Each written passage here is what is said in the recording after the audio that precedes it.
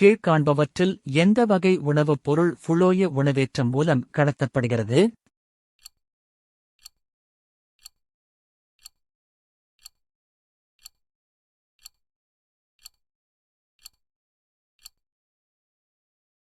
சரியான விடை D.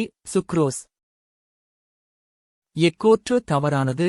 Doppler விளைவு நடைபெறாமல் இருக்க நிபந்தனைகள். 1. கேட்குனர் ஓய்வு நிலையிலும் ஒலி மூலம் கேட்குனரை நோக்கி நகர்கிறது. 2. ஒலி மூலம் எஸ் மற்றும் கேட்குனர் எல் சம இடைவெளியில் நகரும்போது. 3. ஒலி மூலம் எஸ் மற்றும் கேட்குனர் எல் ஒன்றுக்கொன்று செங்குத்தாக நகரும்போது. 4. ஒலி மூலமானது வட்டப்பாதையின் மையப்பகுதியில் அமைந்து கேட்குனர் வட்டப்பாதையில் நகர்கிறது.